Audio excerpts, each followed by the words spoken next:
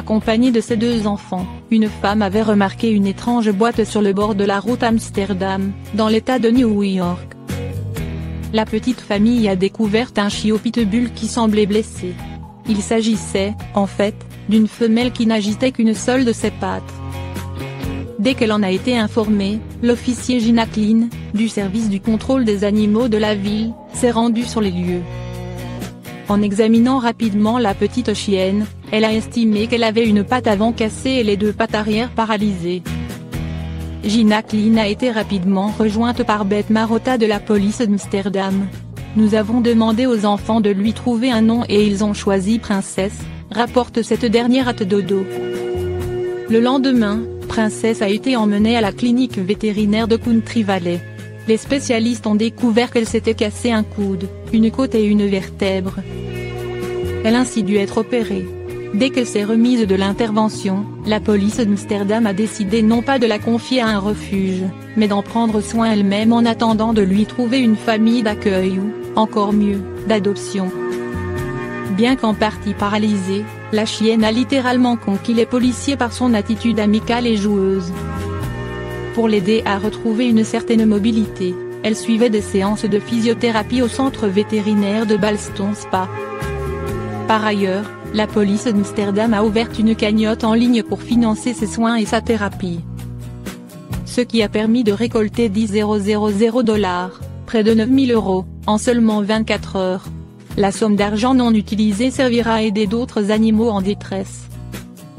L'histoire de ce chien miraculé et guéri d'une gale sévère a bousculé les lois contre la cruauté envers les animaux. Les lois qui sanctionnent les actes de cruauté envers les animaux viennent d'être renforcées en Pennsylvanie après qu'un chien a été sauvé de la mort et transformé en emblème. L'histoire de ce Boston Terrier commence le 4 juillet dernier, lorsqu'un livreur s'est aperçu de sa situation tragique et a alerté les organisations de protection animalière. Le chien se trouvait dans une ferme d'élevage intensif et inhumain dans le comté de Lancaster, en Pennsylvanie. Il souffrait d'une gale si sévère que les vétérinaires pensaient qu'il ne restait plus qu'à le soulager de ses souffrances en l'euthanasiant. Mais le sort en a voulu autrement. Le chien s'en est remis et se bat contre les cruautés faites aux animaux. Le Speranza Animal Rescue et le Dillsbury Veterinary Santé se sont chargés du pauvre animal. Les vétérinaires ont dû procéder d'une manière très délicate afin de soigner le chien qui souffrait énormément. Ils ont notamment dû le nourrir eux-mêmes afin qu'il retrouve des forces. Il ne s'agissait encore que d'un chiot âgé d'à peine 7 semaines. Tout le mérite revient à la bête qui se battait pour rester en vie et survivre à la maladie, rapporte une secouriste au Dodo. Il mérite qu'on lui donne une chance, écrit-elle sur les réseaux sociaux. Libre a été soigné et surveillé de près. Les internautes se sont intéressés à son histoire et se sont indignés que les responsables de ce genre de cruauté ne soient pas punis. Janine Guido est la fondatrice du Speranza Animal Rescue et elle a décidé d'adopter le chien miraculé. Son ambition ne s'arrêtait pas là, puisqu'elle a engagé une campagne pour renforcer les lois qui pénalisent l'abus et la violence contre les animaux. Le gouverneur de la Pennsylvanie, Tom Wolf, était du même avis que Guido. Il a fait signer ce texte avec sa patte, une loi appelée à juste titre la loi libre. Aujourd'hui, le chien se porte bien, vit avec une famille aimante et a contribué à construire un monde meilleur pour les animaux. Le chien que vous choisissez deviendra probablement votre sosie, c'est la science qui le dit. Selon des études scientifiques, plusieurs facteurs feraient qu'un chien et son maître finissent par se ressembler, sur le plan physique et sur celui de l'attitude. Face à un groupe désordonné de chiens et de leur maître, un inconnu serait parfaitement capable de deviner à qui appartient chaque animal. Ce fait étonnant est une affirmation scientifique tout à fait plausible. La ressemblance physique entre un chien et son maître n'est constatée que lorsque l'animal est choisi selon sa race et son apparence. L'homme aurait une tendance inconsciente à adopter un chien qui lui ressemble. De ce fait, cette concordance physique n'est pas de mise si l'animal est un chien de rue que l'on adopte pour lui venir en aide. Nous serions naturellement enclins à préférer les choses qui nous sont familières, rapporte le Dr. Stanley Connor à Brightside.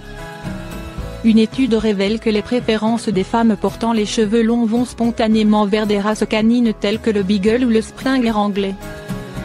tandis que leurs consoeurs aux cheveux courts préfèrent les basoniges et les huskies sibériens. Le chien est un animal doué d'une grande intelligence.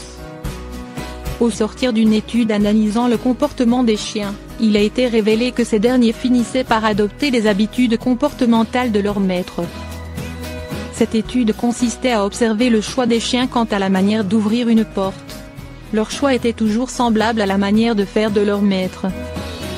Enfin, sur le plan psychologique, les chiens seraient très imprégnés de l'état d'esprit de leur maître. Une humeur anxieuse, négative ou une humeur joyeuse et positive déteindrait sur la leur. L'arthrose chez le chien. Processus irréversible lié à l'âge ou à l'hérédité selon les cas, l'arthrose fait souffrir le chien et altère ses mouvements. Il est toutefois possible de le soulager de diverses manières.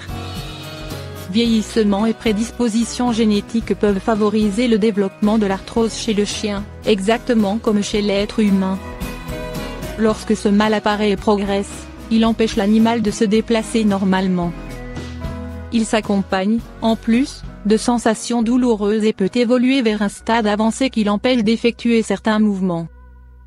Si l'arthrose ne guérit pas, le processus de dégradation du cartilage ne pouvant être inversé, il est possible de soulager le chien atteint et de lui permettre de retrouver une bonne partie de sa mobilité. Qu'est-ce qui caractérise l'arthrose? Quels en sont les différents types?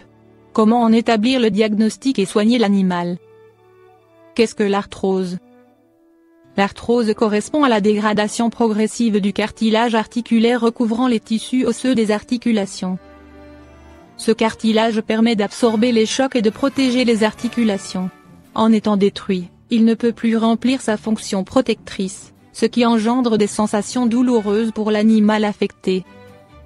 La douleur n'est pas la seule conséquence directe de l'arthrose, le chien atteint perd aussi une partie de sa mobilité. Sa démarche devient difficile et irrégulière. Certains de ses mouvements en deviennent même impossibles à effectuer. En évoluant, l'arthrose favorise également l'apparition de formations osseuses anormales sur les articulations, qui perdent de leur souplesse. De plus, le chien réduit ses mouvements à cause de la douleur et contribue ainsi à l'atrophie d'une partie de sa musculature. L'arthrose affecte principalement les articulations qui assurent le soutien du corps de l'animal, à savoir, les épaules, les coudes, les hanches et les genoux. Il existe deux types d'arthrose chez le chien, l'arthrose primitive et l'arthrose secondaire. L'arthrose primitive. L'arthrose dite primitive est celle qui apparaît chez le chien âgé. Au fil des années, le cartilage articulaire usé ne se renouvelle pas assez vite. Par conséquent, ce dernier disparaît progressivement et les articulations ne disposent plus de cet amortisseur de choc naturel. Les articulations ne coulissent plus aussi facilement et les mouvements à froid, au réveil, sont difficiles et douloureux. De manière générale, ce sont plusieurs articulations qui souffrent simultanément. L'arthrose secondaire. L'arthrose secondaire désigne, quant à elle, une autre forme d'arthrose qui est liée à un mauvais fonctionnement d'une articulation. Ceci peut être consécutif à une malformation, comme dans les cas de dysplasie de la hanche, par exemple.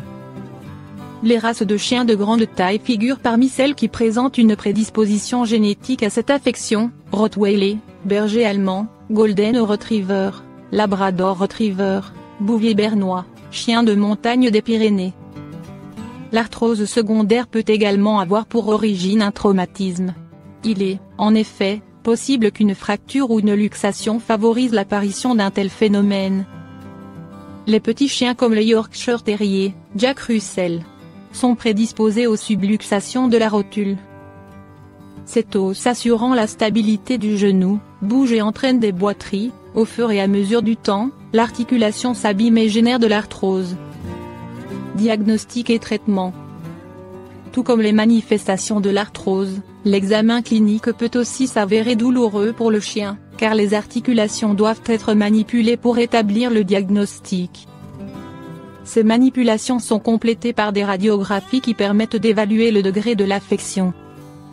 Une fois le diagnostic posé, le vétérinaire mettra en place le traitement le mieux adapté. Celui-ci permet de réduire les symptômes de l'arthrose, mais pas son origine, car les dommages causés sont irréversibles. il est simplement possible de soulager les douleurs et, dans certains cas, de ralentir la destruction du cartilage. Le spécialiste préconisera tout d'abord un réajustement de l'exercice physique du chien, qui devra devenir modéré pour ne pas user davantage les articulations, sans pour autant le supprimer, ce qui pourrait affaiblir sa musculature et aggraver le problème. Il est aujourd'hui possible de réaliser des séances d'hydrothérapie dans des centres adaptés afin de mobiliser l'ensemble de la musculature du chien sans que les articulations soient malmenées. Dans ce même but, il conseillera aussi de combattre le surpoids s'il existe en surveillant l'alimentation de l'animal. En ce qui concerne la prise en charge médicamenteuse, des anti-inflammatoires sont généralement administrés pour atténuer les sensations douloureuses et sont réservés aux périodes de crise. En traitement de fond, il existe des compléments alimentaires enrichis en chondroïtine, schistosan, permettant de nourrir le cartilage et de lui redonner souplesse et élasticité. S'il s'agit d'une arthrose ancienne, associée à une ankylose, articulation bloquée, une intervention chirurgicale appelée arthrodèse peut être envisagée. Faut-il que l'animal soit en état de supporter une anesthésie générale et un post-opératoire long. Enfin, une chirurgie correctrice peut être entreprise chez les sujets susceptibles de souffrir d'arthrose due à une malformation, comme pour la dysplasie de la hanche.